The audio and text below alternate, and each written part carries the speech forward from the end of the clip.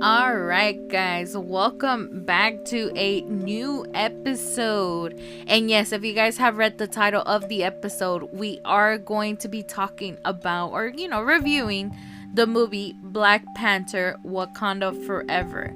Now, this movie, I will admit, it was a little bit like last minute. I was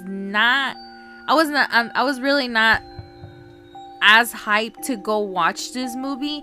And the thing is that, in my personal opinion, I think like the hype kind of ended after Endgame. And I don't want to say it was because, the pandemic, but, there's these projects that have been coming exclusively for Disney Plus only. And they're starting to be like Netflix 2.0, where it's like they're starting to increase the prices on us. But, like most of these shows are starting to come over here, and it's like I'm like I need something to boost me up. And we have Robert Downey Jr. and Chris Evans that departed the movie and whatnot, and I'm just like, I need that kind of hype. And then when I saw the trailer, the teaser trailer for Black Panther, I was like, I don't have that sense of urgency to go watch this movie, and I didn't know why. I haven't been going to the movies, obviously, because I have no life, because I'm always focused with school, which I'm almost done, by the way. I literally have a few weeks left for this semester, and then next thing you know, this next spring semester that's coming up in 2023 is gonna be officially my last one, and I'll be done with school. Oh my god, I can't believe it. But as I was saying, but yes, I kind of don't have a life, so like there hasn't been any good movies out there that I'm like eagerly to watch. And we did review a few movies here and there, especially like Thor Love and Thunder, which I think that was the most recent movie that I was as hyped for. But still, I'm just like, I need more new movies. So it was last minute. I did see that there was like a few tickets that were like at the very top of the movie theater, because I'm really picky with my seats.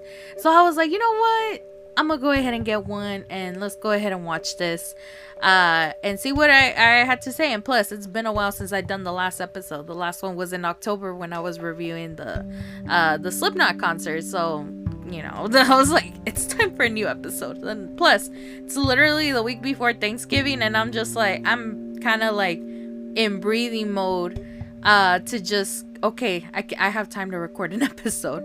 But anywho, yes, we're gonna be diving into the Black Panther movie. And for those that are new into this whole review with my podcast, I usually tend to do the spoiler free version for those that have not seen the movie, so I give like a little bit of a background and whatnot, and then I'm gonna go ahead and play our little sponsorship out, and then before we dive into the spoiler version. And in the spoiler version, we're gonna be talking about everything that happened in that movie, and then maybe some thoughts and theories of what happened in there, and God knows what. So stay tuned for those that are interested in listening to the spoiler version, or you're more than welcome to skip it. I don't know when it's gonna start, because I can ramble all the whole time, but you'll see on the little, what is it, summary, or I don't know, thingy about the episode. You will see him at the bottom of this episode. But anywho, I did mention, yes, it was last minute, and I was just like, well, let's see. I do want to honor Chadwick Boseman, and of course, the whole franchise as well. But I will say this, and it's something that like I want to include it into the spoiler free version, because I'm like, I was not expecting to cry this much in a movie, because I'm like, whenever I found out that Stan Lee passed away, I was like, let me find out. I'm probably gonna be bawling my eyes out when I got to see Endgame. And I saw him, and I was kind of happy. I was not sad. I was like, hey, look, his last cameo or something, So I was like, okay, all right, maybe whenever they do honor Chadwick, I won't bawl as much. But I did shed a tear when I did find out that he passed away while secretly having cancer. So, and I'm sure a lot of fans did the same way. And it's like, it's crazy that it's been, what, a year or so? No, it's 2 years now, because he passed away in August. So, whichever one, it's been a while. So we had to honor Chadwick Boseman. So if you guys are interested, definitely go watch it. And the reason why I feel like this movie didn't feel that much of a hype too is because, you know, the background of what was happening in the movie. You know, because whenever they did announce Black Panther 2, not I'm pretty sure the plot might have been a little bit similar to this movie, except in different circumstances. And I always wonder what the plot would have been. And then after finding out that Chadwick passed away, I guess the MCU really just want to continue honoring him and the great work that he left behind when he did Black Panther. Nobody wanted to recast T'Challa, and I still don't understand why that hashtag was still going on. Like, what the hell, man? But at the same time, you know, after he passed away, the actress that plays Shuri, which is Letitia White, right? It's right. And whenever she came out and announced that she was anti-vaxxed, you know, a lot of people, whether if it's cancel culture or those that are really, really sensitive on the topic, came out and lashed at her. And I will say this disclaimer: I really don't like talking about stuff like this, only because, you know, it gets really political. But I will say this: I am vaccinated, and, you know, literally on my last episode that I recorded, and the one before that where, you know, I was reviewing the Rammstein concert, which I've been pronouncing it wrong, but I did have COVID at the time, and the only reason why is because I was exposed to 40,000 people when I went to go see Rammstein in San Antonio. So it's like, can you blame me? But COVID still roams around us, and, you know, everybody has their own decisions whether if they want to get vaccinated or not, because at the end of the day, we have our own opinions. You know, I want to be cautious because technically I am overweight or obese, however people want to pronounce me. I'm a big girl, but it's considered like a risk. And I did know somebody who passed away with COVID, or because of COVID. So it's like, you know, I'm gonna watch out for myself. So everybody has their own opinions. Now, when it came to Letitia, like with her, it was more like, you know, she was expressing her opinions, and a lot of people gave her a ton of backlash because of that opinion. And some people who know are probably like boycotting from watching the movie because of that decision. And I will say this, like, I really don't like it whenever like fans or whoever just decides to boycott just because of an actor and actress decision. Because again, we have a choice to have our own decisions, and it's up to us to whether make it public or private. Same thing with Chadwick Boseman. You know, he decided to leave his condition in a private matter because he didn't want everybody to know, or, you know, worry or give him pity. Whatever his decision is, we will never know, but that was his decision, you know. And the same thing with everybody else, because I remember too, and the reason why I say this too, I remember Chadwick, a lot of people were discriminating him because he was getting more and more skinnier, you know. And then look what happened. When I also did notice he was getting skinnier, but for me it was more like a health concern, and I wondered, something may be going on with him. But again, you know, nobody's gonna force him to spit it out, you know, and say what's wrong. And same thing with Letitia, with her, you know, she had that decision. People are boycotting it, so I don't even know if it's getting that success. It is getting success, but I don't know if it's not as much as success because of that. And if it wasn't even just her, we also have race discrimination, or just any kind of discrimination when it came to Tenoch Huerta, who plays Namor in this movie. And the reason why I say this is because a lot of people were comparing with how Namor was supposed to look like in the comics, and people look at Tenoch and they're like, wait a second, no, this is not similar. It's not going to be similar, you know. And for me, yes, I did kind of get a low-key you know, offended because I am Hispanic, and it's like people were just jotting down with, you know, his race, and I'm like, what the hell, man? Like, I honestly don't understand cancel culture. I don't understand the people's point of views. And yes, again, at the end of the day, yes, we do have a right for our own opinion, but make it have a rational backup, or whatever it is, statement, whatever it is, as long as it's like valid.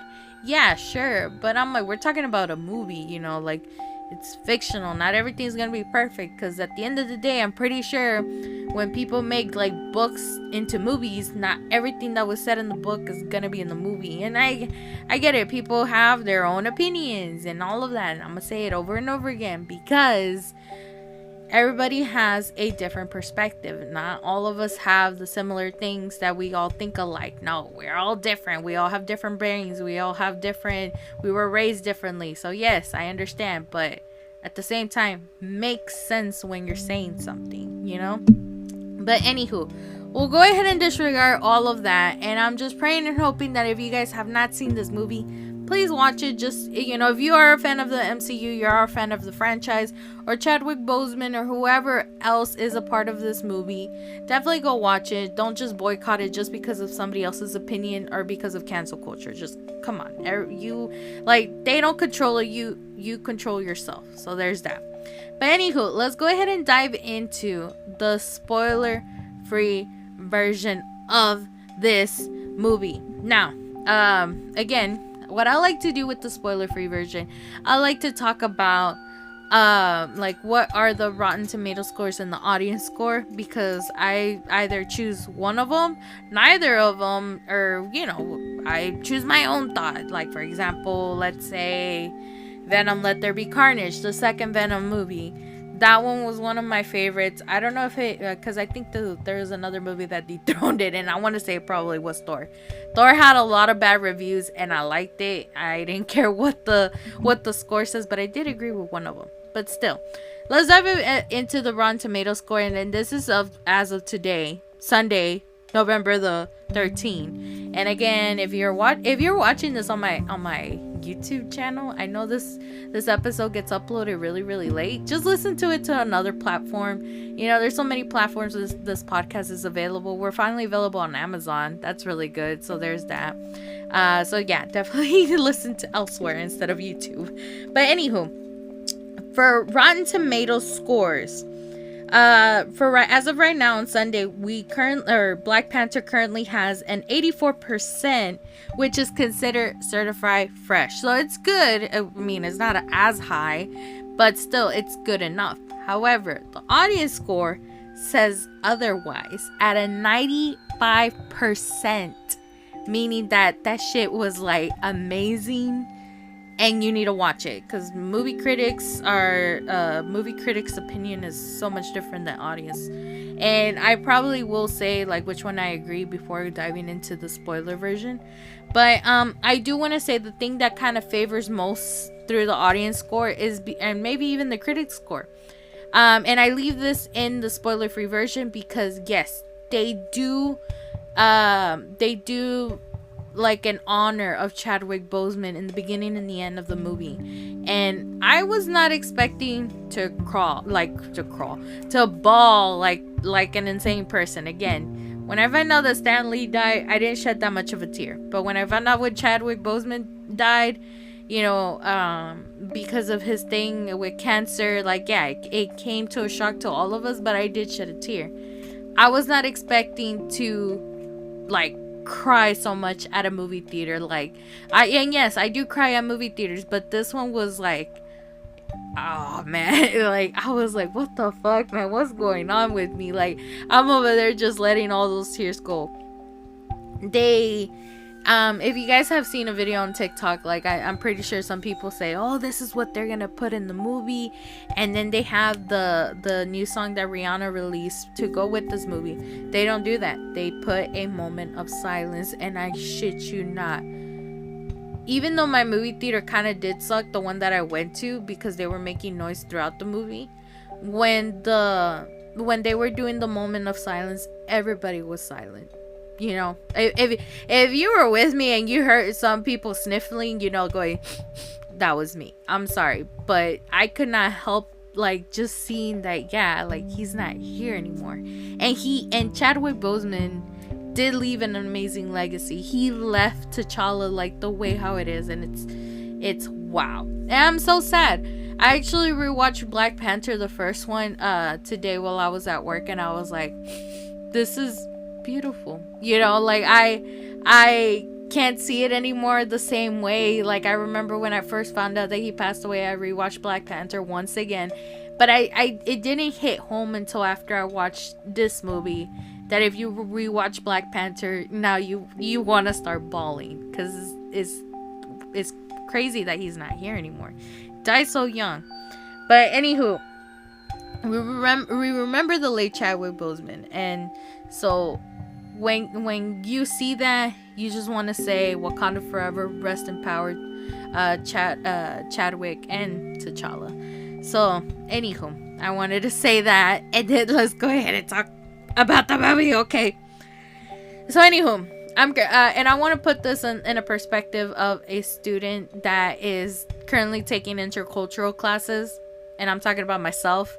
And the reason why is because I really do like this movie, because we get to see two different cultures collide. And what I mean by that is we see the African culture, even African American if you want to include that too, but we see the African culture collide with the Indigenous / Aztec / Mayan culture that it is that, you know, came from Hispanics. And I love that amazing clash, because, you know, me as a Hispanic who also grew up in a black neighborhood, I was like, wow, I'm really invested in this. We get to see both of, you know, Namor and Shuri. Well, we already seen Shuri's background with, you know, the first Black Panther and in this one, but we get to see how Namor became Namor. And the thing that I love about this is because, you know, and I really didn't want to say it in the spoiler-free version, but like, you get to learn so much of that Indigenous part, like whether if it's in, like, again, if it's underwater, if it's, you know, on the ground. I really love it when people just be exposed to that. And then especially the way how it's being introduced into a black movie. It's like, hey, you know, don't just learn, like, we're not just gonna go ahead and portray one culture. Might as well go ahead and do it with both. And you get to see the communication between these people. And I really, really love that. So, this kind of, like, for those that are taking an intro cultural class, this movie's it. You better start, like, doing if you're doing an analysis paper, this movie's it for you. Now, the thing I really love even more about this movie is that I want to go ahead be one of the many people that is literally nominating Angela Bassett for an Oscar nomination for her portrayal of Ramonda, because sweet Jesus, she literally made her look like the queen that she is. The way how she had her pose, her what do you call it, her stance, her attitude, the way how she was, literally made me want to, like, kneel for her. Even though she was on the screen, I still wanted to kneel. My knees were weak and I was sitting down. Like, oh my God, when I tell you that acting was so, like, and when I say crisp, it's like chef's kiss. It's beautiful. Like, oh my God. Like, when you know, Angela or, you know, Ramonda is speaking throughout, like, these scenes, is so much power. Very strong. And that's what I love about that, is that she really did show what a strong, independent woman can do. Because if you guys have not seen Black Panther 2, you get to see that obviously Ramonda is a widow. And so, so whenever she's like, the way how she is, it's like, yeah, I don't need no man. I can fight my own battles. And yes, she does. It's so beautiful. And that's how, in a way, it's starting. Like, you're getting that. And that's why I'm like, ugh, beautiful. Literally, and it's like, she can get the Oscar. She can get every award. If there was a nomination for Best Queen Moment, this will be it. Honestly, Angela Bassett, oh, you blow me away like always. Yas, queen. Anywho, but and I don't just want to, you know, put major props to just Angela Bassett, of course. I also want to put major props to also Tenoch and Letitia, because, like, these are big roles. These are big shoes to fill. And for Letitia, it was more pressure for her because she's following the steps from Chadwick Boseman. And then Thanos is like, I guess some people would say he's a rookie. Some people would just say he's new into the franchise. And honestly, I'm like, the man literally did an amazing job. I remember there, because at my job, because I work at a radio station too, Don Cheto, which, because that's one of the people that technically I work for or whatever, he was interviewing Tenoch, and then they were doing the interview of how like excited he was to be a part of the movie, and like what were the things that were very challenging for him. And same thing, it's like this is like in a way of the big leagues, and he's really grateful to have the opportunity to be able to be a part of that. And now it's like they finally have a really great Hispanic character in the MCU, even though it's kind of like in a villain. For those that have seen the trailer, it's more in the villain side, but still it's good enough to show people like, hey, we're there now too, and in this kind of movie, but the way how they did an amazing job, like it showed also like in the characters that they were portraying with Shuri and Namor. I really do love how there was this, not connection, but like that even though they were kind of like in the opposite sides, there was still a sense of respect. And you see that respect, that that it's like, let's go ahead and have a proper communications. And I love that because I'm a communications major. But it's like, let's have a respect where we can communicate with each other and see how we can negotiate and both of us can end up happy. And I really love that. Excuse me. So again, at this point, I was like, man, give me another assignment for my communications class. Let me go ahead and put this as one of my final papers now. Hold up. But anywho, I really, really do love that how they did that. And I do want to say, before I keep going further and further, for those that are wondering, who have not seen the movie, for those that are wondering if there's a credits, like an end credit scene, there is only one. So it's the one where we usually have like the more pretty post credit scenes, but like at the very, very end is just a statement. So there's really not much for you guys to stay if you want to stay. If not, you're more than welcome to leave and just look it up on the internet to see what was being shown on those on that credit scene. But anywho, yes, we were introduced to a bunch of characters, and there were some that did make a comeback. So if you guys have not seen Black Panther 1, definitely go do that before you watch this one, because it kind of follows the events of what happened in the first one, and you start to understand, wait a second, okay, never mind, like because if you were to dive into Wakanda Forever without watching Black Panther 1, you might be a little bit confused on certain scenes, I will say that. And honestly, like I do want to also say, and I think it's like two things I want to say before I go into the spoiler version. Yeah, already. I don't know if you guys knew, but fun fact, a lot of people were giving a big debate, especially before the movie came out, if Namor was a copycat of Aquaman, DC's Aquaman. And I want to say IGN was the first one to kind of like dive into that even more. But it turns out the Namor the character Namor was introduced to the Marvel comics way before DC even created Aquaman. So if anything, Namor was an inspiration of Aquaman. So there's that. And the more you learn about Namor, it's like kind of similar to Aquaman, but not as much.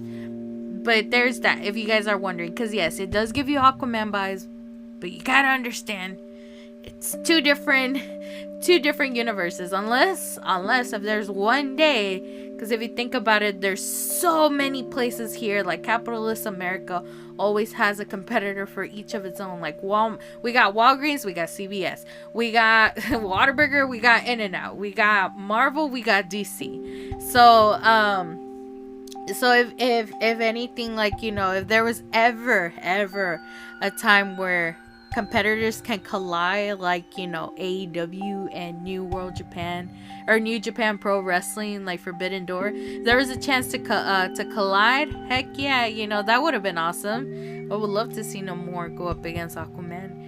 Or, you know, I would love to see Tenoch Huerta with Jason Momoa, which, by the way, before I wrap this, the spoiler free version, who got to see that ass? I know I did. But anywho, and then obviously I'm gonna go ahead and really end it really quick before we get to the spoiler version with a question for those that are listening, and this is probably available on the Spotify. If you guys are listening to other platforms, you're more than welcome to tweet me on my social media, which is It's Lielers on both Twitter and on Instagram. If you guys, I'm also trying to get on TikTok, so if you guys want to follow that, it's on Lielers on TikTok. But the question I have for you guys is, can Black Panther succeed with a third movie? Now, this one is a little bit tricky because if you guys have seen this movie, and we're about to dive into the spoiler version, it's like, is a third movie necessary, or is it okay to just go ahead and close the chapter on this book and don't open it again after that? Who knows?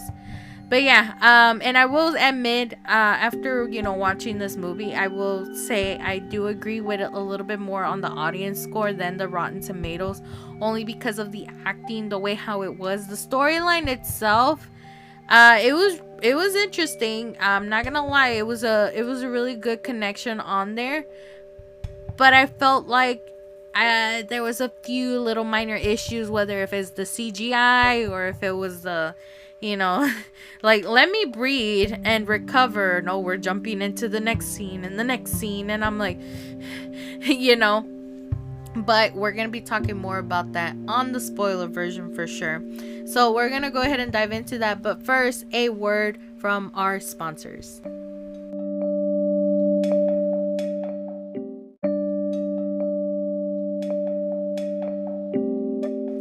Alright, welcome back. And now we're gonna go ahead and dive into the spoiler version of Black Panther Wakanda Forever. Now, if you guys have not seen the movie, this is your spoiler warning. And if you guys just want to come back, watch it, and then come back over here, you're more than welcome to do so. So, spoiler warning in 3, 2, 1. Okay, who cried? Who cried? I'm telling you, who cried? Who cried so much when watching that little moment of silence, not only at the beginning but also at the end, and then the whole ritual. I think I didn't start crying once the movie started, like, because, you know, they literally connected the same thing that happened with Chadwick is the same thing that happened to T'Challa in this movie. The only thing is that I didn't cry as much when, you know, they said, Ramonda told Shuri, like, okay, your brother's gone, he's with the ancestors, this and that. I didn't cry as much until they started doing the little ritual. And yes, the ritual is supposed to be like a celebration, like they're finally, you know, with Bast, and I forgot what the other god that they believe in. And it's like a celebration, but you know, you also get to see like the pain that both Shuri and Ramonda and Okoye and everybody, like all of Dora Milaje, like they're all going through because of the loss of a king, you know, the loss of the symbol that was supposed to be the hope of Wakanda. It was that's when I started crying. And then they did the moment of silence, and that was the nail in the coffin for my heart. I was like, how dare y'all do this to me? Like, I honestly, I was not expecting to cry that much for Chadwick. Like, you know, I won't say like I'm a huge fan. Like, I love his portrayals in other movies, not just, in Black Panther. I got to see 21 Guns one time, and or not 21 Guns, I think it was 21 Bridges. And that one I was like, Chadwick, my man. And then I also got to see, if you guys have not, if you have access to HBO Max, there's a show, and I think it has to do with I don't know if it's called Barbershop, but it's the one with that James Harden produced. and one of the episodes you see Chadwick, and they actually honor him because it was like, I think not too long before he passed away, they were doing an interview with a bunch of other celebrities, while getting their haircut, whatever it is that they're doing. And I was like, definitely check that out. It was a pretty nice thing to just watch, and it kind of felt sad that this guy passed away, and it's like he left a big impact, not only in the Black community, but also in other races too, and also just everywhere in the whole world. He was a really good person. I'm sure of it in real life. But I did cry, and I was just like, what do I do? I'm like, I'm supposed to like process this, and I'm like, I don't know how to react. But then later on in the movie, it's like, we had our moment, and now we get into the movie, and you start forgetting, like, wait, I wonder what T'Challa would do. They do mention him here and there, but it's like you're more like, well, me personally, like, I was more focused into the movie itself and the storyline. It was pretty much interesting. But speaking of mentioning, they mention T'Challa more, and of course I was like over here wondering, I don't know because whenever I watch a movie, I do really need subtitles because I have hard hearing, so it's like really hard to understand what they're trying to say, or like what they're saying. But throughout the whole movie, I couldn't help but to wonder, they didn't mention T'Chaka as much. And if you guys do not know who T'Chaka is, what the hell are you doing? But still, they didn't mention the dad most of the movie.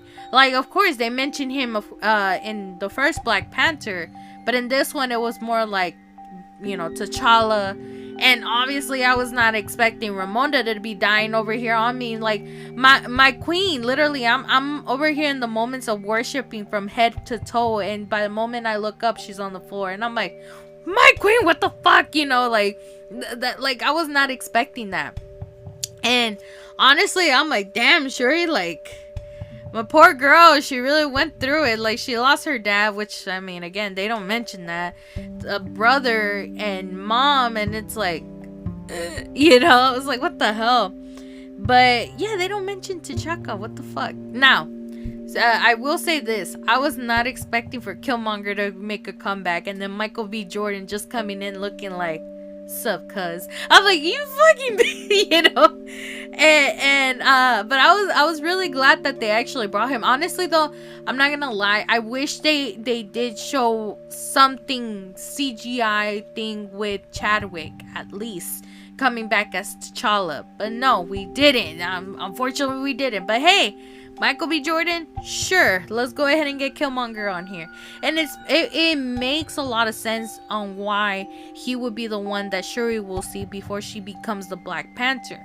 And so, like, I was just like, okay, well, I see why she's doing it, is because her emotions are getting the best out of her. And again, everybody's different, and she says it too. She is not her brother.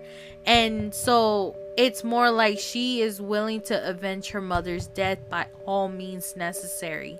And so with Namor doing all of that, it's like, be careful what you wish for, because she will be coming over here all feisty and trying to kill you and whatnot. So I don't know, like that was pretty interesting for me to see. Also, I don't know if a lot of people agree with Shuri being the next Black Panther. I mean, it was expected because it's also in the comics. But there were some theories out there that people wanted Ramonda to be the next Black Panther. But I'm like, I was like, they need somebody young and whatnot. So I'm just gonna say that.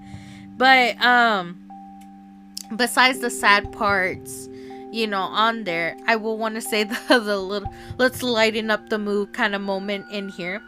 I really did like those little funny moments that they still had to lighten up people, because we're going through so many emotions. Obviously the Dora Minaje, I hope I'm pronouncing that right. They have their little sense of humor here and there, especially Okoye, with the whole I'm not wearing that thing because it's all ugly, like this new outfit that they were trying to build for her. Or it's like, what do you call it, like she was wearing the wrong shade of color and that kind of offended her and she was like ready to kill and whatnot. But nothing takes the cake until M'Baku literally starts opening his mouth. Pinche great gorilla, I swear. Yes, I'm Hispanic. I will start saying a few things here and there in Spanish. But still, pinche gorilla, I swear to God, the way how he just literally had to roast Okoye on there in front of the elders and whatnot, where he was like calling her a bald head demon. I was like on the floor after that. I was on the floor dying. Like, this man, I swear, Winston Duke never like what do you call it, he never kills the scene. He always brightens up, and it's crazy because like the way how his character, like M'Baku's character is, it's like he's serious but he still want to be funny. Same thing how it was in the first Black Panther.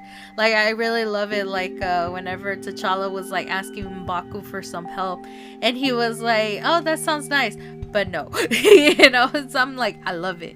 I love M'Baku on there. But also I do want to praise, like, on that one particular scene when I just mentioned the whole Spanish thing, I want to praise Lupita, or Nakia, who portrays Nakia, doing this whole scene with this Hispanic lady all in Spanish. Like, oh my God, the fact of, and for those who do not know, Lupita Nyong'o, I don't even know how to pronounce her last name, and I'm not even gonna bother butchering it, so I'm so sorry. But if you guys do not know, she was actually born in Mexico City. So her parents, obviously, I think they are from Africa, but they came over there and started a new life. I want to say, I don't know most of her biography, but I just know that, yeah, she came from Mexico, so she obviously knows how to speak Spanish. But for me, it's like there's this thing I kind of do not like when people speak Spanish, is that they really don't like, they talk about they talk it but they butcher it. Lupita literally just freaking said it like when she was talking in Spanish, that Spanish was perfect. It was beautiful. And then the fact that she was talking to the señora like that, like nothing, I was like, su pinche madre, this is amazing, like, and I loved it. I was there, like, and the fact that they had the subtitles too. And the reason why I say this is because if you guys have not paid attention to other movies, most of the times when it comes to like speaking in other languages, they do tend to jump back and forth. Same thing with, like Black Panther, like in the first one, and even on this one, you go back to I think it's called Osa. That's the language that they speak. They jump back and forth, but obviously for the purpose of the movie. In this particular scene with Nakia and that other lady, it was full-blown in Spanish, and then they had the subtitles there, and I'm just sitting there like, oh my God. And speaking of Spanish, I also love the background of Namor's name. And and Tenoch Huerta also says it like in Spanish, perfect Spanish of course, where he would say like, Namor basically mean no amor, or sin amor, Namor, on there, and that's how he became his name. And I really did love that whole story in the background of how Namor became, like, he became himself, or like he was born, because he did mention he was a mutant. And I'm still like, I don't know if you guys do this, but I still tend to get goosebumps every time I hear the word mutant in an MCU movie, because I'm still waiting to see the day that we will get to see the X-Men in any like Avengers or any other MCU project soon. We did get the confirmation that Deadpool 3 is coming out, and Wolverine is gonna be joining, thank God, with Hugh Jackman. I can't wait to see that clash. But still, like, every time I still hear the word mutant, I get chills. Like, I'm like, oh my God, he's a mutant. And speaking of Namor, I don't know if y'all had the same impersonation, but I sure as hell I did. Who else, whenever y'all got to see Namor's flying ankles, anybody had thoughts about Peter Pan? Literally, I would love to see this man go up against Peter Pan. Peter Pan and see who is the fastest flying running person up in the sky. So we shall see. But honestly though, Namor, like the way how he was portrayed by Tenoch, it was amazing. And I really do want to see more of him. For those that do not know, apparently Namor, he's not really the villain in this movie, and I really love that they, like, we get to see that perspective of him. Like, he has something fighting for, and I love that, because at the end of the day, like, whenever, like, we were children, and I don't know, and I'm talking about like millennials, maybe Gen Z, I'm not sure, but even baby boomers, like, whenever we see a movie, we see who the good guy is and the background of a good guy, but we never get to fully understand the background of a villain. And so, like, with new movies that are coming out, like for Disney specifically, like, we barely have like Maleficent, we have what's the other villain, like we have Cruella. Like, we're starting to see what made them the villain that they are, and when we do see it, we start to have a little bit sense of remorse for it. In DC, we have the Joker too with Joaquin Phoenix. We got to see that background, and it's like, oh my god. Same thing with Namor. Namor is really not the villain in this case, because you do understand that he is trying to protect his people under the sea. Under the sea, Little Mermaid reference. But still, he's trying to protect his people and still be able to make sure he understand that, Riri, and we'll talk about her in a bit, but the quote scientists needed to be terminated ASAP, because she will help these Americans be able to have access to vibranium, or whatever it is that they have over there too, because it is similar to vibranium, or it is, again, I needed to watch the movie in subtitles because it was really hard to understand, and I'm pretty sure some of you are like, well, if you didn't sit all the way at the very top, maybe you would be hearing better. I'm like, no, I like it because at the end of the day, I don't have people behind me like hitting my seat back and forth, because the people just don't know how to respect seats nowadays. But anywho, I really love understanding like Namor's side of the story, and then still have this proper communication with Shuri, where everything is so respectful. And this is the same thing I said in the spoiler-free version. I wish like most people, even in real life, have a discussion where they can negotiate peacefully, instead of having the ego take over, and it's like, no, you don't agree with me, therefore you must die. Which eventually we do get to see that in Black Panther. However, it was all because of, like, I guess I'm not saying that Kia was to be the one to be blamed, because she did kill some of Namor's people, but still, it was more like, if there was more proper communication, maybe all of this wouldn't happen. But at the end of the day, it's a movie, and it's for our entertainment purposes only. But anywho, but I really, really like that. I really love that bond that they had. And then later on in the movie, they had the sense of respect of, that even though Namor killed Shuri's mom, it's like, no, I get it, I understand, like, we have to do it. And it's the same way how T'Challa did it in the first Black Panther movie. Or was it? No, it was in Civil War. In Civil War, he literally spared the life of Zemo, because Zemo was the one that killed his dad. And we do get to see that same backlash go up against Shuri, which I don't know if it was Killmonger. I can't remember if it was Killmonger or yeah, it was Killmonger, where it's like, you're really gonna let this person walk away just like your brother. And Shuri was like, I'm nothing like my brother in the beginning, of course, before she became she was already becoming Black Panther. It's like, she's nothing like her brother because he was a noble man. And then Ramonda is talking sense spiritually to Shuri, that says, no, you are noble, you're better than this, show Namor that you're better than this. And I love it, I love that. But anywho, what do you call it, other, like how I mentioned just now, we were also going to talk about Riri Williams. We did get the confirmation that we were finally gonna get Ironheart introduced into the MCU with this movie, and so we got to see Riri, and which is so funny. Like, when we get to see her, yes, she's cool and everything, but I noticed that she was attending school at MIT, and I'm just like, where is Peter Parker? Where is Tom Holland in this movie? I want to see, but oh man, if only next thing you know, I'm gonna rewatch it and I'm gonna start looking and trying to see if I can spot Peter Parker somewhere in there. But that would have been a weird coincidence, or just anybody from MIT. Depending when the timeline this is all going on, who knows if Riri would have bumped into Flash Gordon, or whoever, Ned or MJ at that. And if I'm not mistaken, I think I don't know if they're making a show, like if they're making a series for Ironheart, or if they're just gonna do like a whole movie out of her. But I need something Spider-Man related in there, because yeah, she was attending MIT, so there's that. But we got introduced to her, and so I'm like, she really did a good job. I just wish there was more connection into the whole Stark legacy, like Tony Stark. But oh well, it's a movie at the end of the day. And I also want to touch base into the whole Okoye's outfit.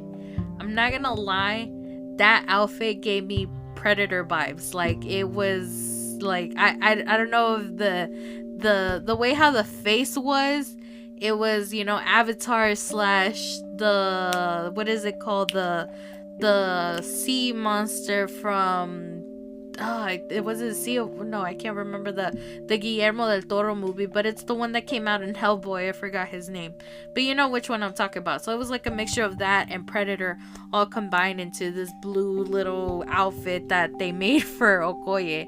And yeah, I guess I agree.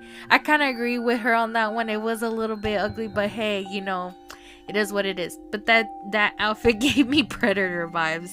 But speaking of Okoye, that fight scene that she had with Atuma, I want to say that's his name, Atuma, that shit was awesome. It's like, this woman is like, this is equal right, like it's an equal rights fight in a way.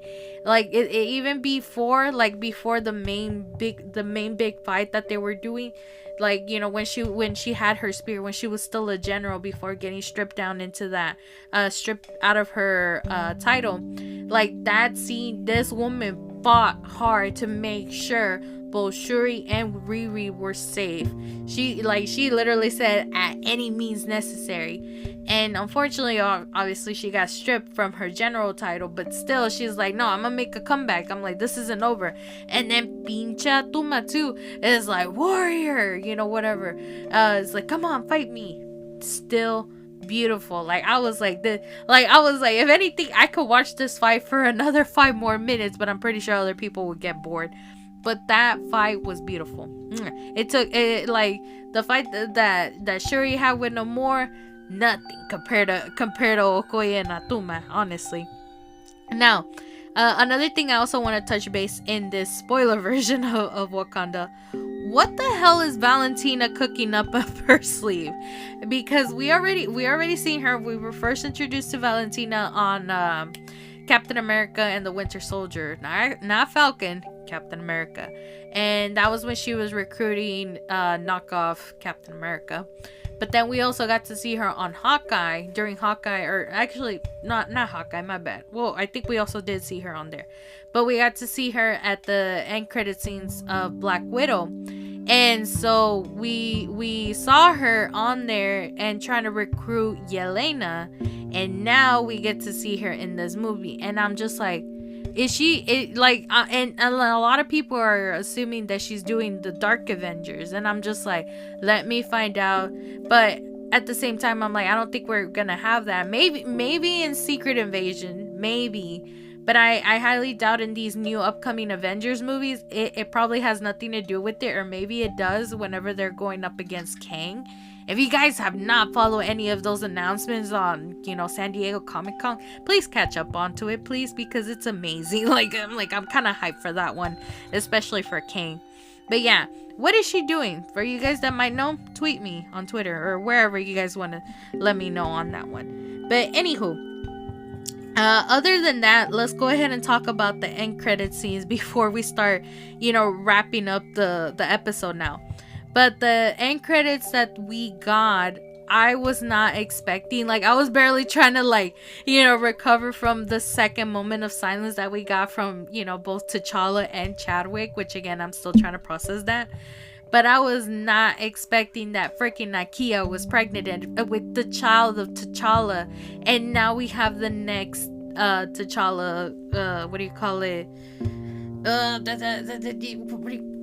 You know what I mean, like, just the line of succession. There we go. It's still gonna keep going, and it's the new generation of the superheroes, obviously. But I was not expecting for them to introduce it like now already. And the thing is that, like, whenever I got to see, and his name is Toussaint, I want to say, or Toussaint, I can't remember. When he was talking, I still got, like, I got resemblance of both T'Challa and maybe Chadwick. And I even wondered, I'm like, did Chadwick have kids? I can't even remember if he did. But, like, the way how he was talking, like, the actor who was playing, Toussaint, it still, like, sounded like T'Challa. And I was like, oh my god, I can't do this. I'm like, I'm like bawling over there. And I'm like, I can't wait to see you grow up. But it was beautiful, and I'm like, I can't believe Shuri wasn't the only person, or I'm pretty sure other people, they were in the dark about it. And I mean, it did make sense. Nakia did say, it's like, let him be away from all of that. And Ramonda was the only one that, or again, I don't know if she was the only one, but she knew that she had, like, T'Challa had a son. And so hopefully we get to see more of him. And again, for those that saw the very, very end of the post-credit scenes, they did make the statement that Black Panther will be returning, meaning that either Shuri or the mantle Black Panther is going to be coming back either in a next project of the MCU, or they're gonna make a third Black Panther movie. And that's why I asked that question. Will Black Panther be able to succeed with a third movie? It's really iffy, because you could close the chapter right now, because I don't know if with the way how everything is with the boycott, the backlash, and everything, I don't know if people are gonna still continue watching Black Panther because of the actress. But I still believe, yes, we can still be able to watch Black Panther, still continue honoring Chadwick, and still support this movie, because at the end of the day, this movie, the first one and the second one, is changing a lot of people's life, especially in the Black community. So it's really good that they're doing it. And again, like, I don't think people should just stop watching a movie just because other people can disagree on it. If you watch it just for your own satisfaction, trust me, you will love it. I loved it. I definitely do agree with the audience score. Like, it's perfect to watch it and to pass time, and then get a little bit emotional here and there. But I really loved it. I love this movie. I definitely will love to watch it again if I have the opportunity to do so, and then hopefully pay attention more and see what's really, really going on, because I have hard hearing. But still, I really did like this movie, and I really did enjoy talking about it. And remember, I was not expecting to watch this movie. It was like last minute decision, and I'm so glad I did. I really did. So I hope you guys did enjoy this episode. I know I did, just reviewing these movies, and we will see when the next one will come up. But I will say this is gonna be soon, because school is almost over. But yes, I will talk to you guys on the next one.